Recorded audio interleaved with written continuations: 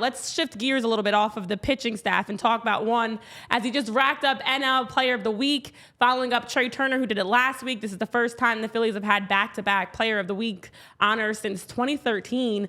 Alec Bohm has been phenomenal. He's been, we've been hearing a lot about over the years how they've been trying to get him to work on different aspects of his at-bats, his third base play, and it feels like it's all clicking for him. I know in the chat people were calling him definitely an all-star. He's top of the league in a number of categories. Mm-hmm. What do you really think is his ceiling? Because we've seen in the past, in April, his exit velocity, his numbers look good in April, the last 2 seasons, and then drop down as opponents adjusted to him. Can he sustain this all season? Do you think he has the turning of the corner for Alec Bohm to solidify himself as that consistent top player, not only for the Phillies, but even across the league as a right-handed batter? Yeah, I do think we're seeing turning of the corner, to use your expression. I think he has had sort of this breakout month 1 of 2024, and there's no reason it can't be a breakout season because he is armed with talent.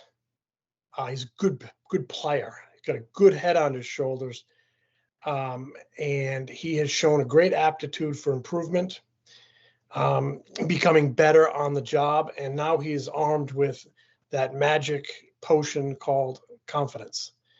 He believes he belongs here. He believes he can do it, and we're seeing it on both sides of the ball. I know he made a tough error in, where was it, San Diego the other day. It was a tough play. It could have gone either way. I think it was an error. I think a big league third baseman probably makes it, but he will make that eventually because he's just going this way. He's getting better all the time. We've seen amazing growth from him over the last couple of years as a young man, a human being, and a baseball player. I watch him. I love when he hits a double, stands on second base, and does this, and has a big smile on his face. I see a guy who's enjoying the heck out of playing the game.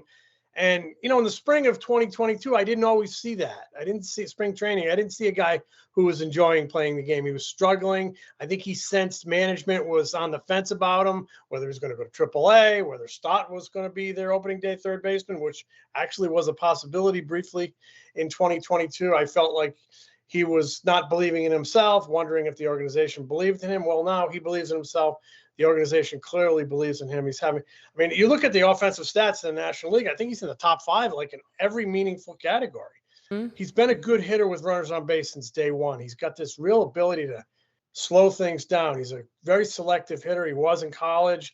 That was one of the things that attracted them to him in the draft, his selectivity.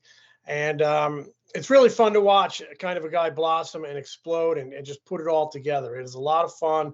He's having an unbelievable trip. I think he's got 18 hits on this trip. Half of them are extra base hits. So 8 games in, he's got 18 hits, half are extra base hits. So 18 hits on a road trip. To put that in perspective, Nick Castellanos has 19 hits for the season. So he's having a hell of a trip. He should really be proud of the way he's putting things together because it's come through a lot of hard work.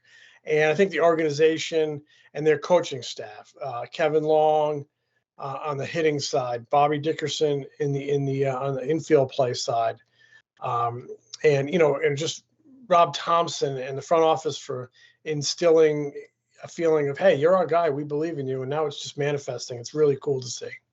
I heard you tell the story with Todd and Ruben about 2022, and he was almost traded, you believe. I don't know if he was almost traded. I mean, teams were inquiring and they were taking calls, I guess I should say. Yeah, and I think they do that on a lot of guys.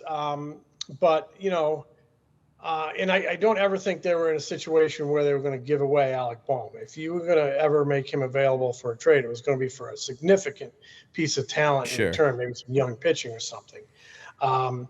But there was too much chatter for me to not believe that their ears were open in the right deal because he was an unproven player at the time. Now we're looking at a proven player or a player that is really speeding on an express train toward being proven. You mentioned All-Star. Austin Riley down in Atlanta. I was just going to say Austin Riley down in Atlanta kind of had some struggles early on in his career, even went to left field a little bit, came back, and now these two are, I don't know, probably your top 2 third basemen in the NL All-Star if they were to conduct votes today. I love Austin Riley. I mean, He's a hell of a player.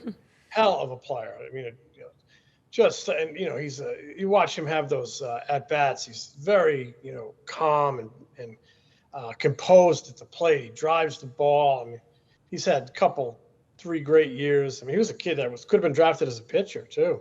Wow. Yeah, and he was. If you can get Austin Riley out of this, I mean, oof. I don't know that he's there yet, but I think Alec Bohm, through 4 or 5 weeks of the season, is on a crash course with the All-Star game. But again, it's baseball. It's every day. And you got to do it over and over and over and be consistent. But a lot of good ingredients there with Alec Bohm. And one of them is, or two of them are, his aptitude to improve, his ability to improve and get better. And his work ethic, his ability to look in the mirror and say, I need to get better here. And then, go out and do it. He's got a good support system. He utilizes them well. And he's been really probably their best player, right?